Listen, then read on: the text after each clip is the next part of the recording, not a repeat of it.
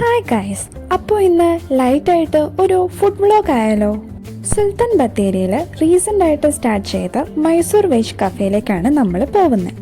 പേര് പോലെ തന്നെ കഫേ ആംബിയൻസും മൈസൂർ ടച്ച് ആണ്. വാളിലാണേലും പാലസിന്റെ ആർട്ട് വർക്ക് പോലെ ചെയ്തിട്ടുണ്ട്. ഇവിടുത്തെ സ്പെഷ്യൽ ഡിഷ് പൊടി ഇഡ്ഡലിയാണ്. ബട്ട് ഇഡ്ഡലി കഴിക്കാൻ ഒരു മൂഡില്ലായിരുന്നു, സോ ഞാൻ പൂരി മസാല ഓർഡർ ആക്കി.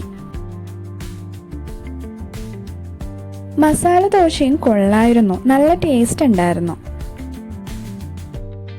അങ്ങനെ പൂരി മസാല എത്തി ഗൈസ്. മസാലക്കറി നല്ല ഡിഫറെൻ്റ് ആയിരുന്നു. നമ്മുടെ ഇവിടുത്തെ പോലെയല്ല, ഒരു വേറെ ടേസ്റ്റ്, ഒരു മൈസൂർ ടൈപ്പ്. ബട്ട് കൊള്ളാം. സെർവിങ് ആണെങ്കിലും വളരെ പൊളൈറ്റായിരുന്നു.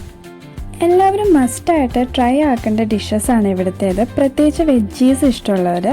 മൊത്തത്തിൽ കഫേ അടിപൊളിയായിരുന്നു. ആംബിയൻസും സർവീസും എല്ലാം നന്നായിരുന്നു. പ്രൈസ് ആണെങ്കിലും അഫോർഡബിൾ ആണ്. അപ്പോൾ എല്ലാവരും വന്നൊന്ന് ട്രൈ ചെയ്ത് നോക്കുക.